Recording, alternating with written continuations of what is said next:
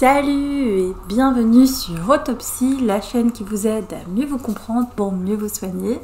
Je m'appelle Nina, je suis psychologue et je suis ravie de vous revoir pour ce qui est plutôt la deuxième partie, ou en tout cas pour moi la suite logique de la vidéo de la semaine dernière. Je vous mets le lien dans le petit i qui doit être là ou là. Dans cette vidéo, on va parler de comment ne plus avoir besoin de personne. On va mettre un petit peu de nuance là-dedans. Mais pour vous parler de ce sujet, je vais vous faire un partage d'expérience, je vais vous raconter un peu ma vie, j'espère que ça va vous intéresser, ou en tout cas que ça va résonner un peu avec peut-être votre histoire, avec certaines parties de votre histoire. C'est pas nécessairement évident de parler de soi comme ça en vidéo. Je me dis, on a l'habitude quand même sur YouTube, les gens nous parlent tout le temps de soi, ça a l'air complètement normal, mais en fait c'est pas nécessairement évident. Et en même temps j'ai vraiment envie de le faire parce que j'ai l'impression, peut-être que je me plante, que il faudrait que je regarde ce genre de statistiques sur YouTube, mais je pense que j'ai pas encore assez d'abonnés pour avoir accès à exactement toutes les statistiques. Mais j'ai l'impression que la population qui regarde ces vidéos, c'est des gens plus ou moins dans la vingtaine, voire trentaine. Et en fait, bon, je suis pas très vieille, hein, j'ai 30 ans, mais pour moi, j'ai l'impression que la vingtaine, c'est vraiment une décennie difficile en fait, c'est vraiment pas évident. Et pourquoi? Parce que je pense que c'est le moment où on est aux prises avec énormément de questions existentielles et très peu de réponses. Et on n'a pas beaucoup de points de repère non plus. Enfin, c'est peut-être très fortement lié à notre société ici en Occident au XXIe siècle. Ça le rend pas nécessairement plus bête ou quoi qu'autre chose. Je m'explique. Je trouve que on arrive dans la vingtaine, en général on a plus ou moins fini ses études, voilà, que ce soit les secondaires, que ce soit un peu plus tard au milieu de la vingtaine, les études supérieures ou quoi. Il y a un moment dans la vingtaine où on se retrouve à se dire ok, qu'est-ce que je veux faire de ma vie en fait? Qu'est-ce que je veux faire de ma vie? Qui je veux être? Qui je veux être aujourd'hui? Qui je veux être plus tard? Et comment je me dirige sur cette voie que je n'ai même pas vraiment encore choisie. Enfin, c'est vraiment les questions existentielles, les questions identitaires sont très très fortes, je trouve, dans la vingtaine. Et qu'est-ce qu'on est mis à mal, quoi. Enfin, il y a plusieurs choses que j'ai envie d'aborder, et après, c'est vraiment pour mettre le contexte, et après, je vous donnerai vraiment ce qui pour moi est une métaphore, qui est un chouette outil pour évoluer là-dedans, évoluer pas dans le sens Pokémon on grandit, mais dans le sens trouver son chemin là-dedans, voilà, c'est ça que je veux dire.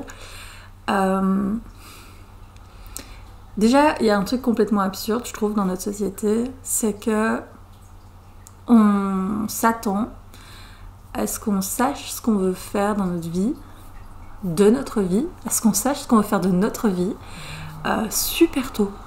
Enfin, genre vraiment, à 14-15 ans, t'es censé savoir ce que tu veux faire de ta vie, t'es censé pouvoir faire tes choix académiques en fonction de ça,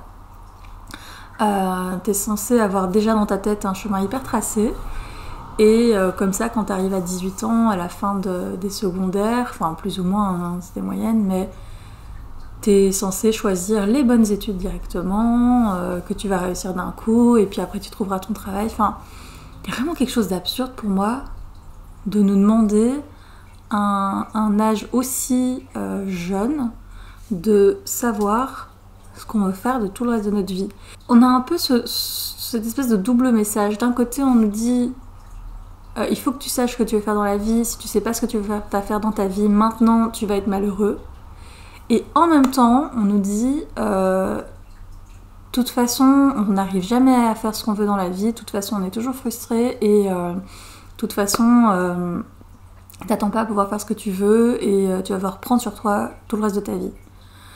Donc, nous on rentre dans la vingtaine avec cette espèce de double message, avec aucune idée de ce qu'on veut faire de notre vie, avec en plus une myriade d'injonctions, toujours, je trouve, paradoxales, entre oui, il faut que d'ici tes 30 ans, tu aies trouvé le job de tes rêves, le compagnon, la compagne de tes rêves, que tu saches qui tu es, que tu aies peut-être déjà eu des enfants et que tu as acheté une maison. Enfin, on nous donne ça et en même temps, quand tu cherches des points de repère, en fait, il n'y en a plus, ou il y en a très peu.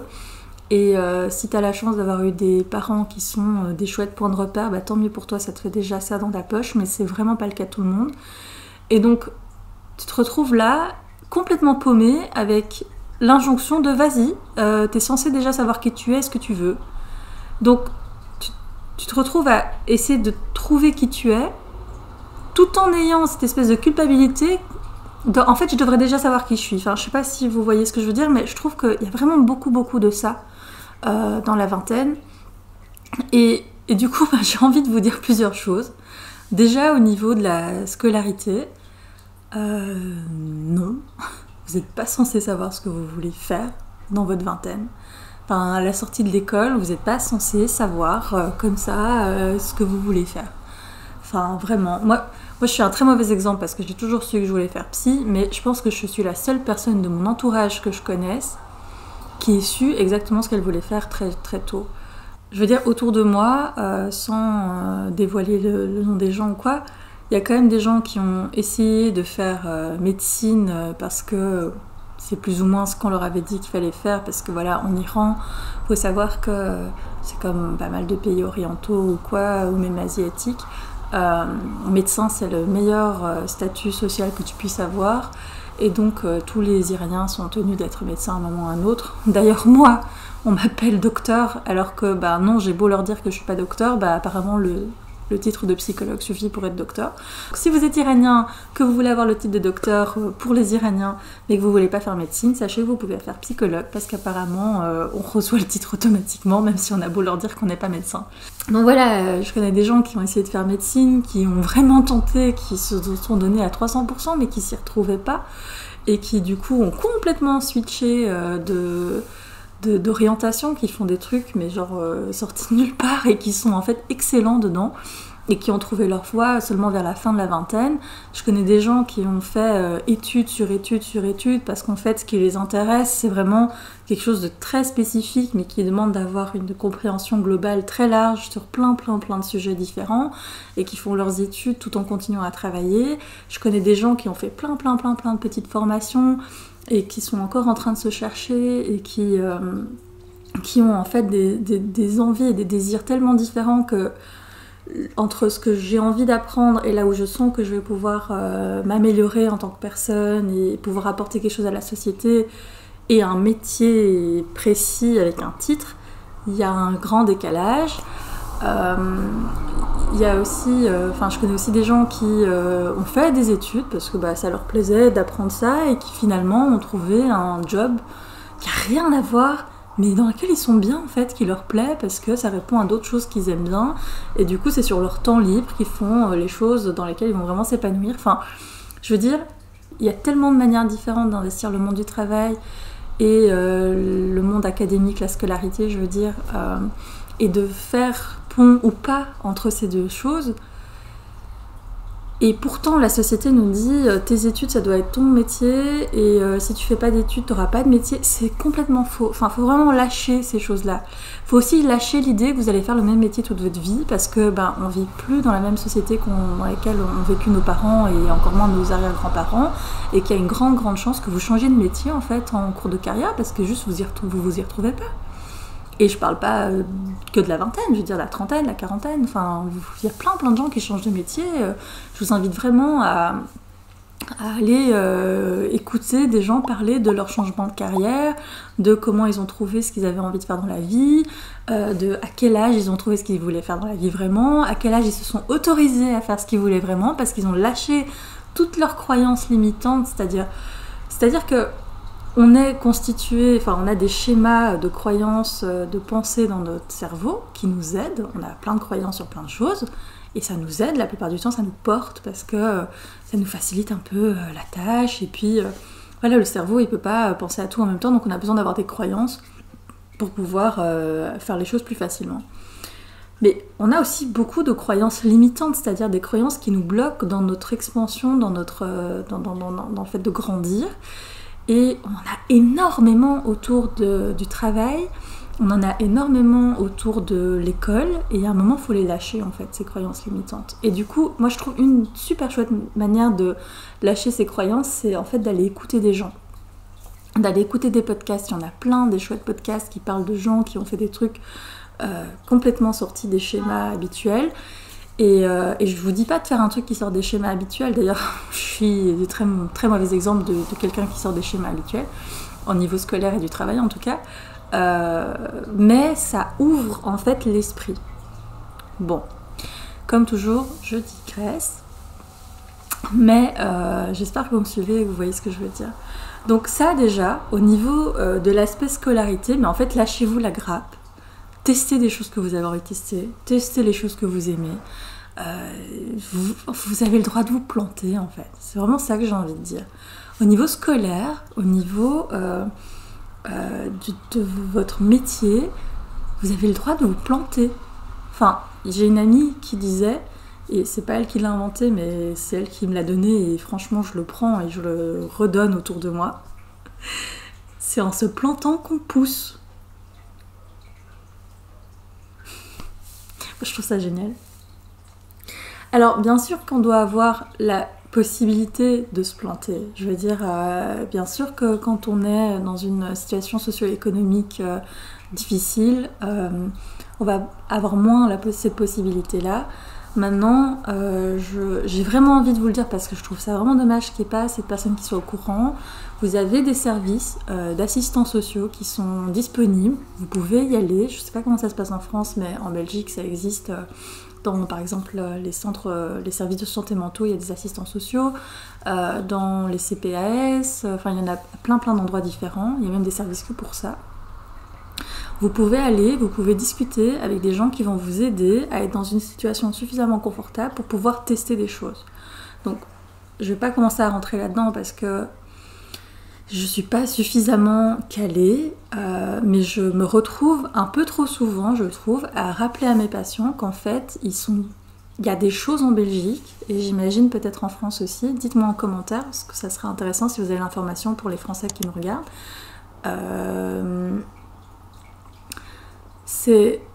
Il existe en Belgique des services qui vous aident à être suffisamment confortable au niveau financier pour pouvoir tester des choses.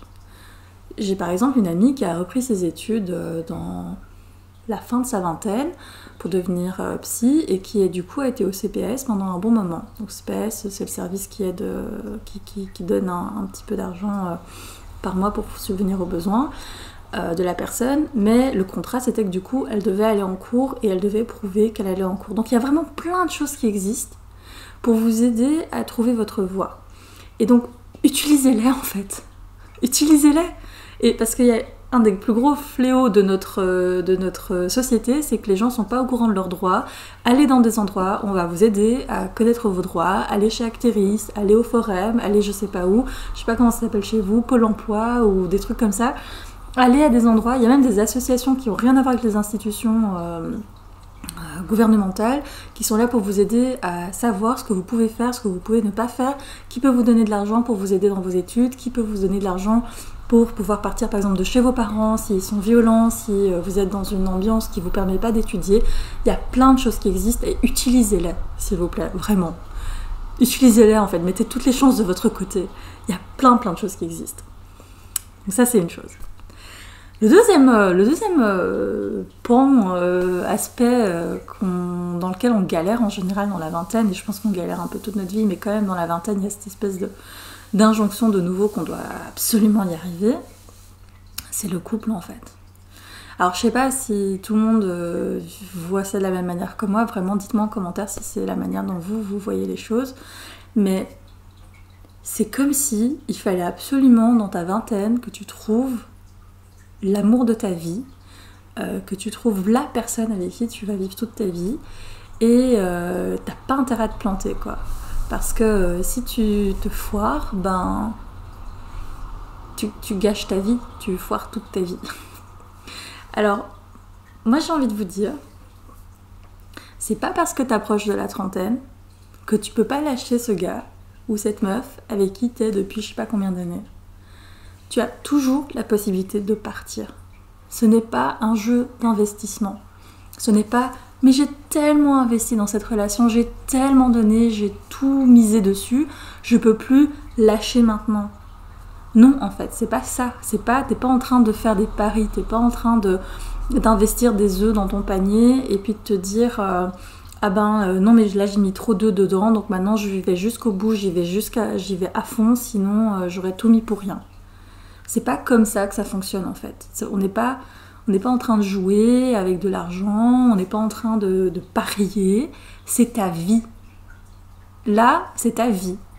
Si tu es avec quelqu'un, que tu es avec lui ou elle depuis 10 ans, et que pendant les 8 premières années c'était génial et magnifique, mais que ça fait 2 ans que c'est affreux, et qu'au fur et à mesure de cette relation, tu réalises qu'en fait vous êtes juste plus alignés, parce qu'une relation qui a commencé à l'adolescence et qui est pour le moment dans l'âge adulte, parce que il y a par exemple des gens qui se mettent en couple très jeunes dans l'adolescence, enfin on va dire 17-18 ans, et qui doivent faire ce passage d'une relation d'adolescent à une relation d'adulte durant la vingtaine, et il y a plein de gens qui n'y arrivent pas. Mais c'est pas grave, en fait. C'est juste pas grave. Vous avez le droit de vous quitter, même si vous avez passé 10 années magnifiques ensemble, si à 27 ans, c'est plus ce qui vous correspond. Peut-être que vous avez été un couple génialissime, le plus beau des couples dans votre adolescence, et qu'aujourd'hui, vous n'arrivez juste pas à être aligné sur le fait d'être adulte, en fait, que vous n'êtes juste pas adulte de la même manière. Vous n'êtes pas obligé de rester ensemble. Vous pouvez simplement vous remercier d'avoir passé toutes ces belles années ensemble, de vous être apporté autant, d'avoir grandi ensemble aussi, et laisser l'autre faire sa vie, trouver sa voie avec quelqu'un avec qui il est plus synchro.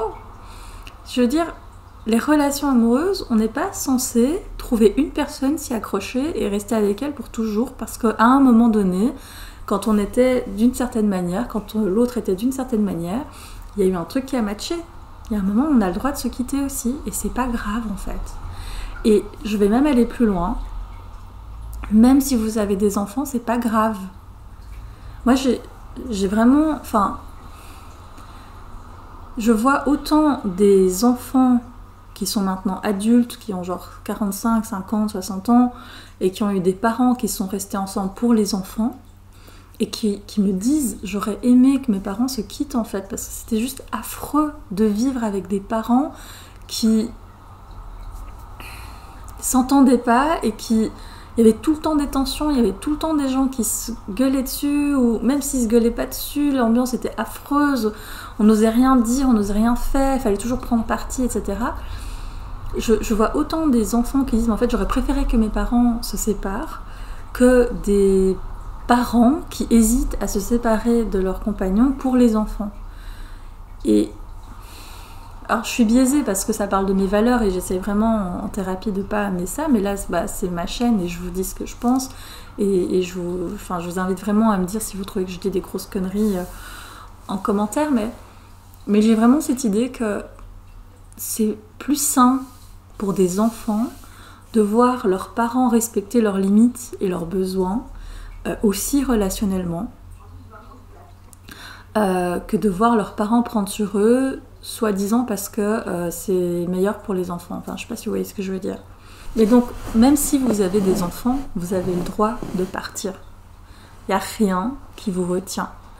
Et si l'autre est tellement violent avec vous que vous avez peur pour votre vie en le quittant, là, c'est vraiment très très grave et très dangereux. Et je vais vous mettre un lien dans la description d'un service qui peut vous aider à réfléchir à la meilleure manière de vous sauver de cette situation.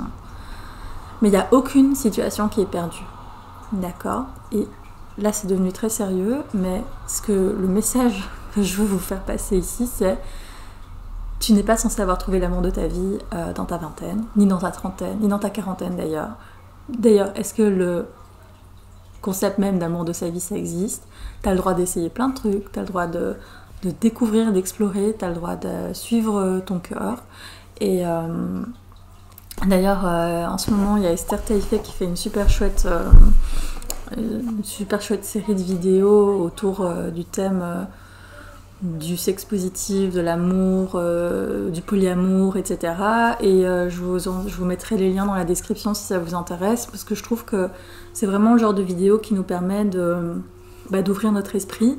Et c'est pas nécessairement de le tester, mais rien que d'entendre les gens en parler, on réalise que en fait, l'éventail de choses qu'on peut faire autour de l'amour et des relations, quelle qu'elle soit, est 1000 fois plus large que ce qu'on peut imaginer de base, que ce qu'on nous a donné de base. Donc moi je trouve que c'est toujours chouette d'élargir son éventail de pensée. Donc ça c'est le deuxième aspect. Alors pourquoi je vous parle de tout ça? Parce que ça commence à faire une longue vidéo. Vous me direz si vous aimez bien les longues vidéos où je vous parle comme ça, peut-être de manière un petit peu plus... peut-être de manière un peu moins structurée, même si dans ma tête c'est structuré, mais je ne sais pas si vous le sentez. Parce que, à mon sens, dans la vingtaine, ce qui se passe, c'est que petit à petit, on transforme notre exosquelette en endosquelette. Je m'explique. Quand on est enfant, quand on est jeune ado, quand on est ado, on se construit en fonction de l'autre. On se construit en fonction de ce que les autres vont penser de nous, mais aussi, du coup, c'est lié, on se construit en fonction de la manière dont les autres vont prendre soin de nous, dans la manière dont les autres vont répondre à nos besoins.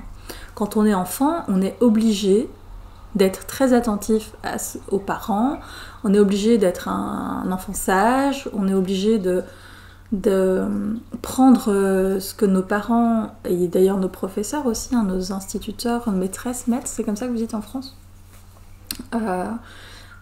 pensent et font avec nous, parce qu'en fait sinon on ne survit pas. Donc quand on est enfant, les autres nous protègent, les autres nous font nous tenir, c'est les autres qui nous soutiennent, c'est les autres qui viennent comme un corset se mettre autour de nous pour qu'on tienne en fait. Parce que s'il n'y a pas les autres, on ne sait pas se faire à manger, on ne sait pas se laver, on ne sait pas aller aux toilettes, de bébé à enfant, il y a plein de choses qu'on ne sait pas faire, et du coup on a besoin des autres pour nous tenir.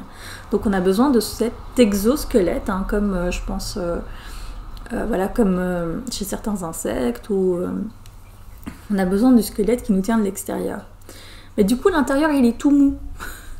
C'est un intérieur tout mou qui ne tient pas tout seul. On a besoin de l'exosquelette.